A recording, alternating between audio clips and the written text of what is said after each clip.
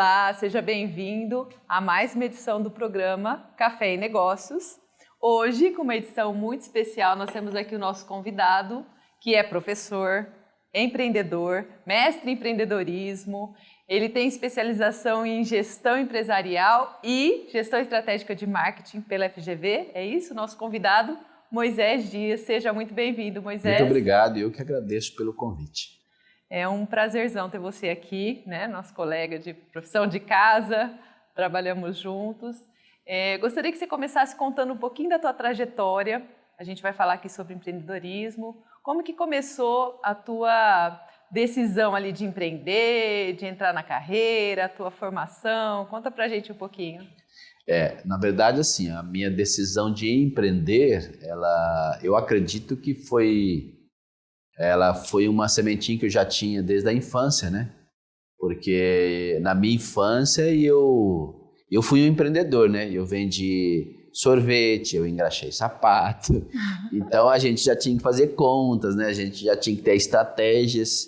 Era uma iniciativa sua? Era uma questão da família te incentivando? Na verdade, assim, era uma necessidade, né? Mas essa necessidade, ela trouxe alguns aprendizados muito bons, né? Que está relacionado com atitudes em relação ao comportamento do consumidor, porque por mais a idade ser muito tenra, né? Muito novo, mas a gente tinha algumas estratégias. Por exemplo, estava com a caixinha de sorvete, passava perto de uma turminha de meninada que estava soltando pipa, você tinha que ficar uns 10, 15 minutos ali, daqui a pouco ele ia ter vontade. Aí um pegava um sorvete, o outro, todo mundo queria pegar o sorvete. Cara, não deixa de ser uma estratégia, né? Então, assim, na verdade, ela começou lá atrás. Mas eu tive uma carreira como executivo de muitos anos, né? Fui diretor de empresa, CFO de empresa, tanto na área de finanças, como na área de recursos humanos, talento humano. Então, a gente fez bastante trabalho interessante aí, teve uns cases muito bons. E aí surgiu a oportunidade de empreender. Deixa eu só voltar um pouquinho, assim. Você teve essa primeira experiência ali de quantos anos? 10, 12 anos. 10 anos. Vendendo sorvete, conhecendo o mercado, criando estratégia de venda. Daí você foi para o mercado de trabalho, sempre estudando. E aí você entrou no mercado trabalhando em que área? Assim, já tinha ideia do que você gostava? Exatamente. Então, assim, essa é uma dica também que a gente sempre deixa, né, para os alunos, né, para o pessoal que está no mercado, né? Às vezes as pessoas perguntam, né, qual que é o melhor, né, o que eu deveria fazer? Claro que, primeiramente, a gente tem que analisar a nossa vocação. Porque não adianta você ter um perfil comercial e estar trabalhando numa área administrativa. Você tem um perfil administrativo mais sistemático e ir para uma área comercial, porque o peso se torna muito grande. Então, a gente já conheceu pessoas que cumpriam metas, era um excelente vendedor, mas o peso da responsabilidade de cumprir metas era muito grande, que geralmente, para uma pessoa que tem um perfil, não é. Não estava adequado. Não estava adequado. E às vezes o peso de quem é comercial está numa área de rotina administrativa, cumprindo horário ali, fazendo sempre as mesmas coisas de rotina, é muito grande. Então essa é uma primeira avaliação que nós temos que fazer para uma carreira profissional. E a segunda é o seguinte, você olhar o seguinte, o que é que dá dinheiro, né? O que é que vai satisfazer. Então, assim, é a paixão e as oportunidades. Olhando hoje e o ponto futuro, né? Porque o mercado, ele muda toda hora. E a gente teve algumas histórias assim, né? Nesse aspecto, né? Eu trabalhava num setor, que era um setor, assim, 14 anos, que era setor da área de eletrônica na época. Era a área que todo mundo queria fazer, porque era um negócio novo, era novidade, né? A informática estava começando naquela época, 14 anos, novinho. Mas assim, já tinha uma tendência de mudança. E eu, mesmo novo, olhei assim, deixa eu olhar as pessoas que já estão lá em cima, para ver como elas estão financeiramente. Eu olhei e falei assim, não, esse negócio não dá dinheiro. Não é aqui. Então aí foi Isso aqui em São José do Rio Preto. São José do Rio Preto. Aí foi quando eu optei por participar de um processo de seleção. E aí foi de uma grande empresa, um grupo grande, São José do Rio Preto, ficava entre os maiores grupos do país. Eu tive a oportunidade de me vender também, que tem uma outra coisa, para uma empresa, trabalhei numa holding. Foi dali que veio uma visão bastante interessante sobre negócio, experiência, inclusive na área de gestão. E aí você já gostou da área financeira, área de... Sim, porque eu comecei a ter referências, né? Tinha diretor financeiro, diretor de administrativo, diretor de controladoria, aquela coisa toda, e eu mirei um executivo e falei assim, eu gostaria de no futuro ser, né? Aí entra uma outra dica, é o conselho, né? Você buscar conselhos. Mentoria, que a gente fala hoje, né? Mentoria. Buscar conselhos. Eu perguntei para um consultor na época, essa época eu tinha 14, 15 anos, o que você acha que eu devo fazer para ser um bom profissional? E na época ele falou assim, você deveria fazer ciências contábeis, na época, era um curso que te dá muita base técnica, e aí depois, lógico, você tem que ter uma visão de gestão. Aí depois você faz um MBA em gestão empresarial. E eu fixei aquilo como meta para mim. Eu só fui conseguir iniciar minha primeira faculdade com 24 anos. Mas isso já trabalhando, atuando. Isso já estava trabalhando. Já de olho nesse cenário de carreira que você tinha. Exatamente, já tinha. Mas assim, por que você vai me perguntar, né? Por quê? Porque eu não tinha condições financeiras. Né? Tinha que ajudar em casa, parte do salário ia para ajudar em casa. Não tinha pai, aquela coisa toda, a dificuldade era muito grande. E na época, a faculdade era muito difícil fazer. Hoje é fácil. E era muito caro Era também. muito caro. Nós estávamos até conversando aí na preliminar. Na preliminar aqui no off, falando do quanto que custava fazer uma faculdade. Então hoje, qualquer pessoa, se ela quiser, de fato, não dá para ela falar que ela não vai fazer faculdade por questões financeiras. Isso é inconcebível. Até porque o que faz as pessoas evoluírem é a educação e conhecimento, né? Então eu só tive essa diferença, foi exatamente por conta financeira, e eu fui ajustando o meu orçamento, e eu tive como meta. Eu iniciei minha primeira faculdade com 24, né?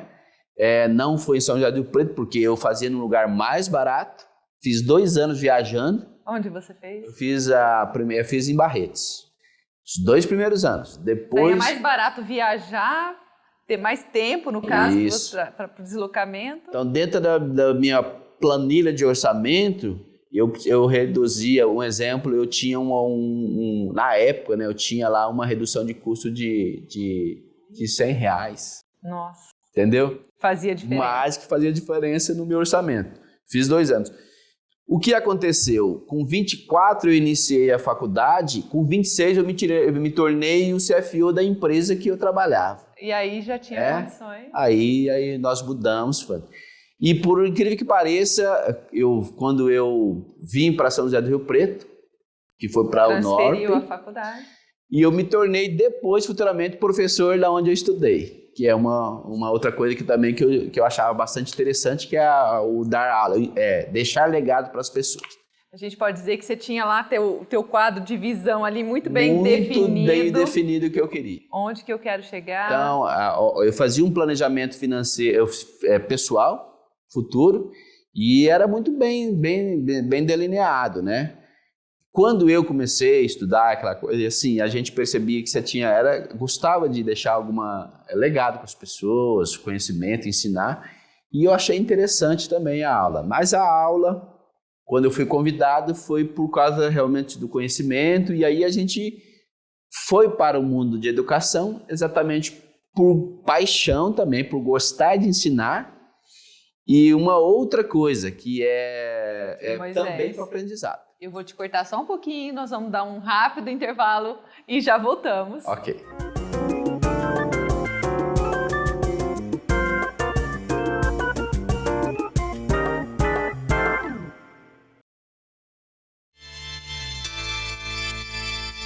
Estamos aqui para convidar vocês para os nossos cursos de pós-graduação em endodontia, que terão início agora em fevereiro de 2023.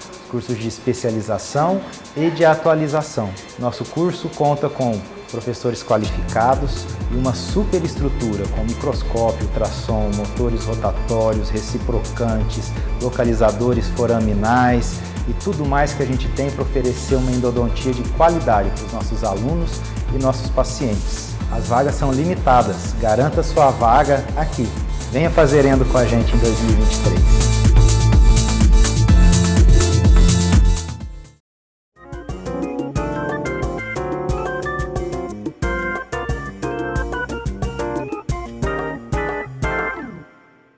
Estamos de volta aqui com o nosso convidado, Moisés Dias. Moisés, você estava contando para a gente aqui essa tua entrada na área como professor, né, na docência, já linkando ali com a sua formação.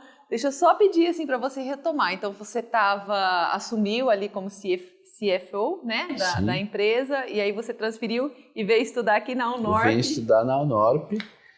Nesse período, foi terminar o curso, que na verdade, assim, um nível muito bom, tanto que me deu estrutura para depois, futuramente, ser professor na própria Unorp, né? A gente deu aula na Unorp de 2005 a 2019, 2020 praticamente, né? Então foi 15 anos de lecionamento. Quando eu iniciei, foi por 2 motivos. Primeiro, a paixão de deixar um legado para as pessoas, que é uma coisa também que a gente tem que pensar, né? A gente tem que trabalhar as nossas conquistas e depois as autorrealizações, né? E aí deixar como legado e aí também continuar aprendendo.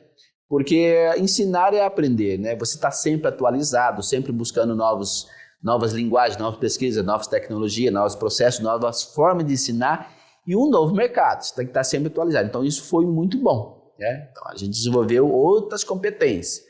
Então eu uni 2 coisas, porque o profissional ele tem que dizer assim, bom, eu tenho X competências, para eu galgar mais resultados, quais competências que eu posso desenvolver? Novas que pode ser adquirido. Até porque hoje aquilo que é o meu negócio hoje, que é de contabilidade e consultoria, e essa competência ajuda muito. Veio da sala de aula também. Veio da sala de aula porque é a comunicação, é você passar a sua ideia. Então, 15, 20 anos fazendo isso, você desenvolve a habilidade. Então, é uma outra dica que a gente deixa. Olha, faz uma lista das suas competências e diz assim, bom, eu preciso desenvolver essa competência. Porque às vezes o profissional chega num nível gerencial e ele fica estagnado. Fala, já cheguei. Não, aí que você tem que continuar crescendo. Foi o que aconteceu comigo quando eu me tornei CFO da empresa, porque você chega como CFO com 26 anos, você tem talento, mas você tem que desenvolver. Chegar é uma coisa, agora continuar, desenvolver, entregar, conquistar ali, né? Essa autoridade mesmo, ainda mais novo, eu faço ideia. Exatamente, ela já era uma empresa que era grande e aí a gente participou de todo o processo de crescimento da empresa, implantação de muitas coisas bacanas, principalmente na área de gestão de pessoas, mas a gente continuou buscando conhecimento. Tanto que depois a gente foi para a especialização em MBA e depois mestrado. E esse inclusive mestrado, você participou. Inclusive, você participou. Dessa conquista sua, né? Exatamente. Então, você pode olhar e enxergar que há uma linha de planejamento da onde que eu visualizei lá atrás, onde eu trouxe. Então é importante as pessoas criar um padrão mental de planejamento, né? Olha, onde eu estou e aonde eu quero chegar. E isso para mim sempre foi muito claro. Sempre muito claro. E aí você tem que unir aquilo que você tem paixão e vocação para fazer e com aquilo que te dá retorno também. Né? Com certeza vai trazer resultado. Né? Exatamente. A gente que trabalha nessa parte de educação, de docência, né, tem uma perspectiva sempre nesse sentido de evolução. Né? Eu acredito assim, o ser humano ele sempre tem que buscar essa evolução. E ela vem através do aprendizado. Sim. Seja no aprendizado formal, né? Seja no aprendizado por meio de outros grupos que você participa, né? Que seja uma pós-graduação EAD, que hoje em dia está muito fácil.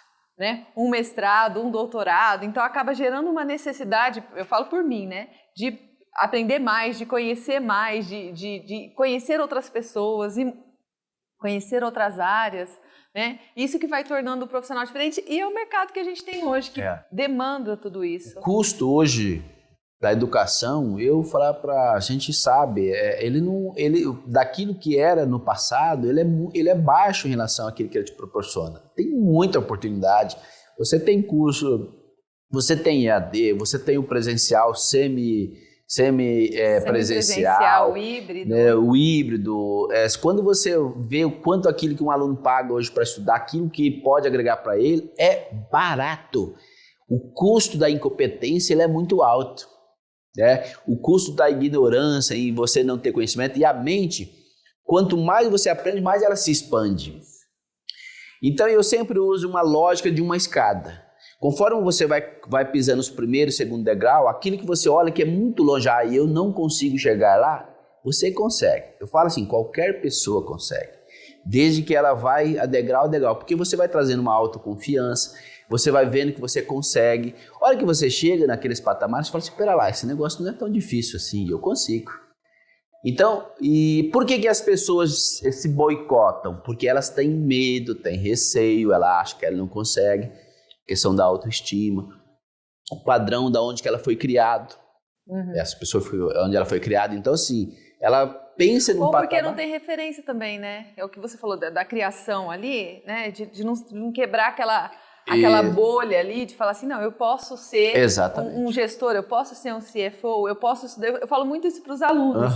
Já tive aluno que foi participar de programa de trainee, de multinacional.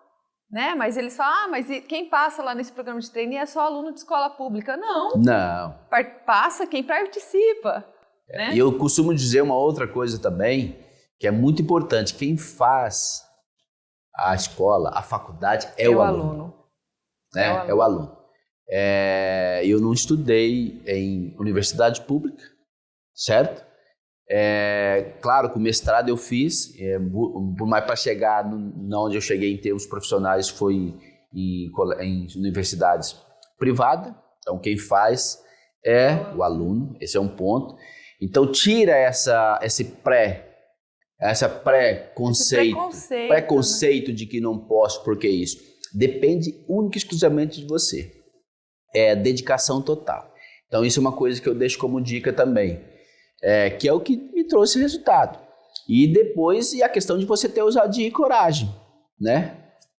E acreditar, que é o que né? vem, é o que a gente precisa para empreender, né? Que é o assunto que a gente começou aqui para chegar nele, né? Exatamente, né? Se não tiver essa ousadia, se não tiver essa força de vontade, não vai abrir empresa nenhuma, não vai... Porque a empresa é correr risco, desde que seja calculado. Ele te traz mais resultado, mas é correr risco. O empreender é correr risco. Porque você não tem todo mês lá o teu salário. Quem está correndo risco é o empresário, o patrão. É correr risco. Para isso, você tem que ter coragem e ousadia. Mas mesmo dentro da empresa, a gente também pode ter o intraempreendedor, né? Já que a pessoa buscar uma evolução, um cargo, por exemplo, assumir uma responsabilidade, vai estar correndo risco. Exatamente. Né? E gerenciar ali o setor, ele vai... assumir o risco de gerar resultado, de atingir uma meta. Exatamente. É assim, o intraempreendedor, que você pode ser um intraempreendedor dentro de um negócio, quais os riscos que ele tem? Ele tem os riscos de trazer uma proposta e ter um não, entendeu? Trazer a responsabilidade de assumir a liderança de fazer. Ele tem que deixar a procrastinação de lado, né? Porque é uma coisa que mata as pessoas, a procrastinação, assim, daqui a pouco eu faço. Em busca do ótimo não se faz do bom, porque eu quero fazer um negócio muito, você não vai fazer, porque eu falei, nossa, eu não consigo. Faz o bom, depois você busca o ótimo, você melhora, vai para o ótimo.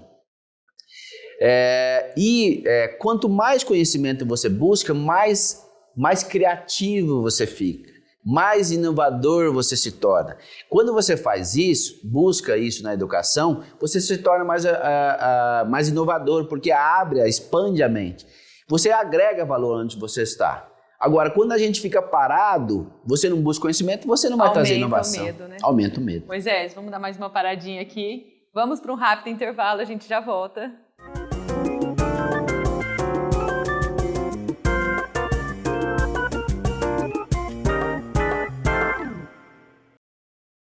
O curso que eu pude ser formado aí, né, me ajudou praticamente 100% na minha carreira, né.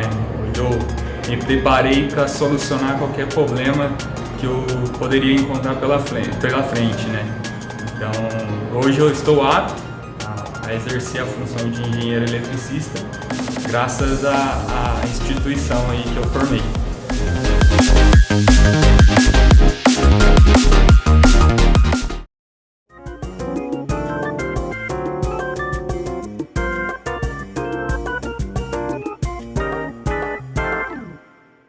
Estamos de volta aqui com o nosso convidado Moisés Dias. Moisés, você estava falando do intraempreendedorismo, né? Quando a pessoa às vezes não quer assumir risco, trava, né? Fica muito tempo, vamos dizer assim, parado, deixa de estudar, né? E entra naquela zona de conforto e fica mais difícil para poder empreender.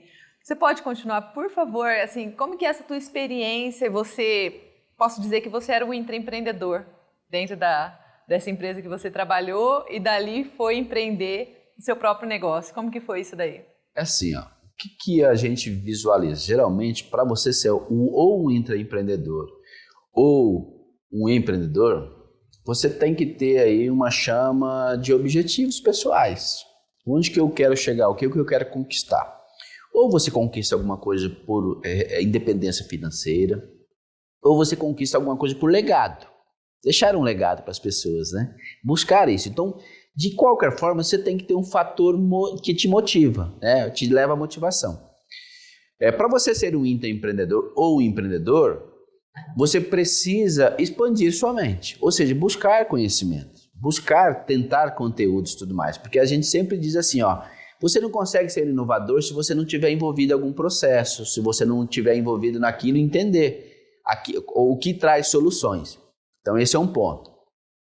E o empreendedor, já os estudos demonstram que ele pode ser inato, ou seja, ele nasce empreendedor, como a gente tem grandes nomes, como o Silvio Santos, aí grandes nomes, né? Bill Gates, esses caras que nascem, são gênios.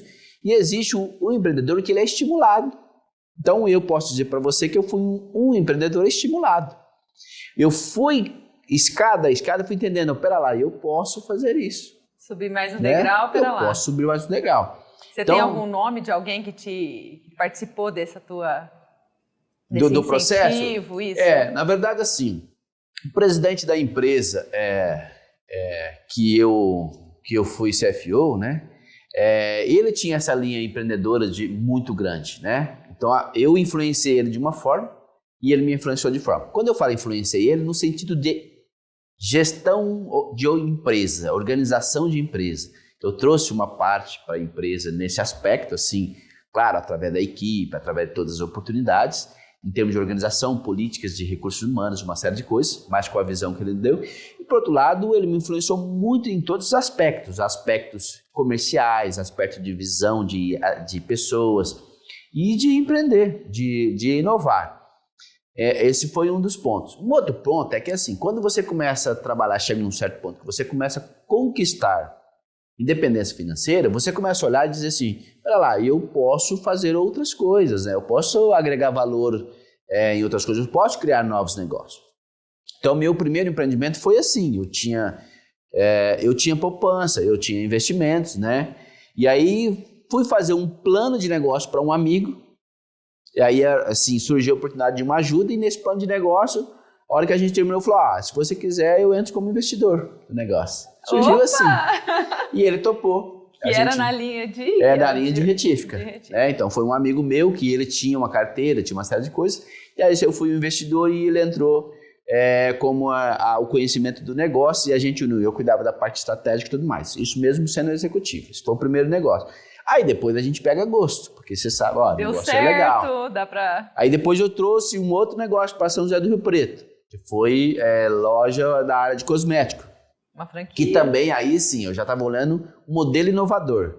Né? A franquia, quando eu trouxe para São José do Rio Preto, ela tinha se reposicionado e era para público A e B, uma loja com camarins, com experimento, era um negócio inovador e tudo mais. Quando eu trouxe para São José do Rio Preto, que era a Contém 1 Grama, a marca Contém 1 Grama, eu tinha loja no Plaza e no Rio Preto Shopping. Era um modelo inovador de experimento sinestésico, do cliente conhecer, venda consultiva. Negócio também muito bacana. E depois a linha que é a que eu atuo hoje, que era do segmento de contabilidade e consultoria. é que também, apesar da gente falar contabilidade, o pessoal olha, aquele, a gente estava conversando também, modelo tradicional, burocrático, aquela coisa, não. É um trabalho que a gente sempre fala assim, nós estamos num ponto futuro, que é trazer para o mercado uma estrutura de controladoria oferecendo para as empresas, não estando lá dentro, mas está muito envolvido, que é a contabilidade consultiva, que também é um negócio que tem crescido muito, o nosso negócio tem crescido bastante. Então, assim, você vê que você vai o quê? Você vai construindo e claro que nesse período a gente vai aprendendo também. A gente pode dizer que foi um modelo que você foi criando e adaptando de oferecer esse trabalho de contabilidade, né? Que a gente tem essa visão aí tradicional de uma forma muito mais estratégica, muito mais gerencial. Sim, nós já executávamos, nós somos em 4 sócios hoje na empresa, nós temos aí talvez uma equipe de 35 pessoas na empresa, um negócio que tem crescido bastante, nós temos uma demanda bastante interessante, e a nossa proposta era assim, nós tínhamos 4 escritórios e nós fizemos uma fusão. Mas todos eles já trabalhavam com o mesmo modelo, que é o modelo consultivo, é você entregar para o empresário uma contabilidade que ele consiga tomar a decisão. Né? Não é só no aspecto sim, de burocracias e atender o governo, mas é uma contabilidade que traz uma visão estratégica de negócio. Como nós tínhamos experiência como executivos, nós conseguimos implantar isso aí. Conta pra gente assim, se alguém quiser trabalhar no escritório com o Moisés, para ter uma ideia de profissional, que perfil que você sugere para a pessoa desenvolver, que tipo de competência? O que nós precisamos hoje? Primeiro, a formação ela tem que ser uma formação na área em ciências contábeis. Sim, tem alguns departamentos que pode ser na área de administração e economia. Por exemplo, o departamento de consultoria, departamento pessoal, pode ser. Ele tem que ser uma pessoa voltada para perfil de soluções, porque o cliente quer solução. Proativo. Ele tem que ser proativo. Ele tem que gostar de buscar conhecimento, tecnologia principalmente, tem que gostar de tecnologia, porque essa área ela está toda hora se inovando, está se robotizando e tudo mais, mas principalmente sempre trabalhar a parte estratégica de negócio, estudar muito essa área, porque você está falando com o cliente ele quer soluções, ele não quer que ele te responda na ponta ali, manda uma lei para ele e diz assim, lei, entendeu? Ele quer que vocês ajudem ele a tomar a decisão.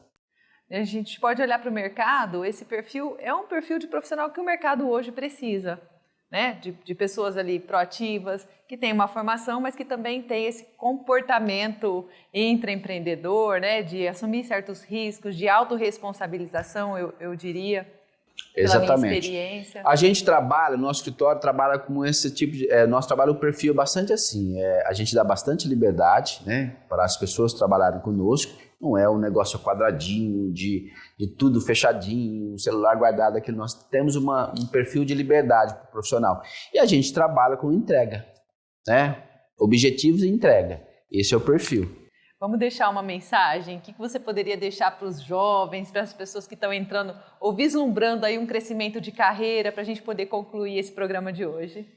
Então, primeiro, você tem que olhar a sua vocação, o que eu gosto, o que eu sei fazer muito bem. Talvez você, por ser novo, não tenha muito isso aí, mas faz um teste vocacional para você ter uma linha mais ou menos, para você acertar. Fazer sempre aquilo que você realmente gosta, mas também aquilo também que vai te dar resultado, né? Você vai trabalhar por paixão, mas aquilo que te traz resultado. E aí você vai traçar objetivos de médio e curto prazo, porque você está começando. E aí, trabalhe pelo conhecimento, não trabalhe pelo dinheiro, porque o conhecimento é o que vai te trazer, realmente as consequências, vai te trazer o crescimento. Então essa é a dica que eu deixo para quem está começando. Moisés, vou te agradecer muito, mais uma vez, pela tua participação, pela tua presença aqui com a gente, é sempre um aprendizado, né? Fico muito feliz que você esteja aqui, tá? E muito sucesso. Pessoal, até a próxima, então.